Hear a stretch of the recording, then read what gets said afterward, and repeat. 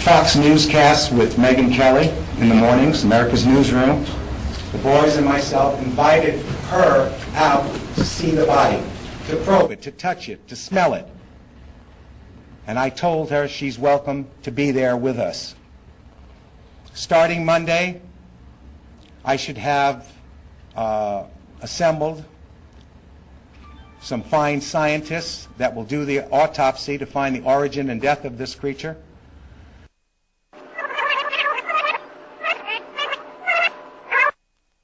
To be there with us. Starting Monday, I should have assembled some fine scientists that will do the autopsy to find the origin and death of this creature. And at that point in time, we will make it known, and hopefully we'll get somebody to come in and film it, maybe one of you guys, to show it to the world as it's being done. I want to get to the bottom of it. I'll tell you this, what I seen, what I touched, what I felt, what I prodded, was not a mask that was sewn on a bear hide, okay? And what I smelt also, all right? These fellas, when they found this thing, and they're going to tell it, you're going to hear it from the horse's mouth. It's a compelling story. They literally stumbled upon this creature. I don't want to tell the story. I don't want to steal from their thunder. But at this point in time, ladies and gentlemen, I want to turn this segment over to them. And I want to let each and every one of you people know that they will be available after this conference on a one-to-one basis with each and every one of you. They will make time. And there are going to be pictures that have never been seen before, which we will distribute to you. But at this point in time, I'd like to bring out, I consider him a hero, ladies and gentlemen. He's a man of law enforcement. He took one for the team. He was wounded. He was shot in the hand, okay? Matt Whitten, would you come up here?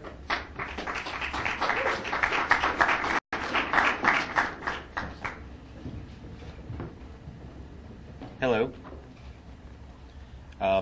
I don't know where to start. If anybody's got any questions, we can just go with that. Why don't you tell them the story? Okay, I'll tell you the story. How about that? Myself and Rick Dyer, my friend and business partner, we're not Bigfoot hunters originally. We are now the best Bigfoot trackers in the world.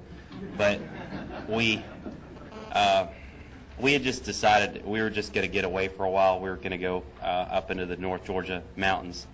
And I don't believe in camping in a spot where you just park and camp. So we were going deep into the woods. We were miles off of the main road.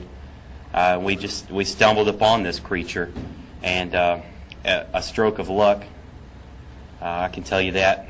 And when we discovered it, I waited with it. Rick went back and got some help and got a truck, and we moved it out of there. It took us a long time to do it, but we got it done. And that's the basic story. I'm sure people have some detailed questions they'd like to ask. I don't know. I guess, Shooter, you raise your hands first. Thanks. I have two questions. Do you know how the animal died? I do not. And you said that I read the report that there were other species around this animal? Yes, there were. What's the plural of? 3. That's what we saw.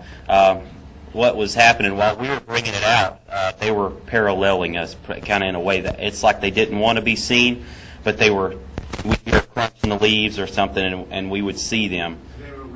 They were aware of us. They didn't try to attack us or anything.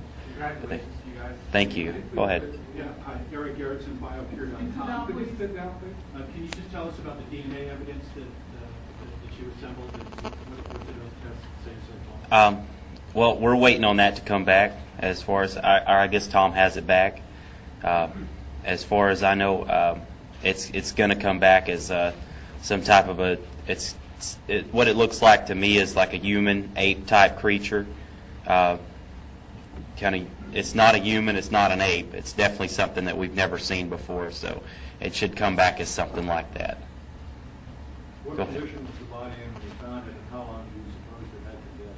It was fresh. It was a pretty fresh body. I'm just gonna. What I've been saying is about 2 days old, maybe. It looked like in the box there was intestines coming out. Yeah. I don't know to say that. I'm going to leave that up to the scientific community, who's going to do what we're going to have them do an autopsy on it. Okay. Go ahead. Did you take any casts of the other Bigfoot that were around the area? Or, No. Like I said, we were not at the time. We weren't looking for Bigfoot. That's the interesting thing about it. We wouldn't know what we were doing if we did it. So we found what we found and took it out of there. We're going to have Tom Discardi and his team come out, and we're going to join them, and maybe later on a later date try to search for some more. How did you stumble across this beast, I guess? Like I said, we were hiking in the woods, and it was deep in the woods. It was actually laying next to a stream, and we actually. It was the only thing I could say is a stroke of luck. And you recognized that this was something unusual right away? Right away. You know, you see it. For one thing, you just want to check these things out. But the first thing that pops into your head is Bigfoot, and then you take a step back and you think, that can't be, because I didn't believe in Bigfoot at the time. But I've seen the films, and I've seen things on television before, so. You have to come to terms with it and realize you've got something special, and that's what it was. Are you worried that this is going to put the species in danger now because soon the weapons will be filled with people? That's why I'm not revealing the location. We have no intentions of revealing that to the public. I'm sure North Georgia is going to be pretty busy right now as a whole, but my intention also with this is to protect the species. Okay. Did you tell Georgia authorities about this? No. Why not? I really don't see any reason to call them. Your first inclination, though, was to pick up the body and transport it someplace else. Did you photograph? Did you take photographs in the back of the truck? In the what? Whatever this is, where your photo is passed. That was in a freezer.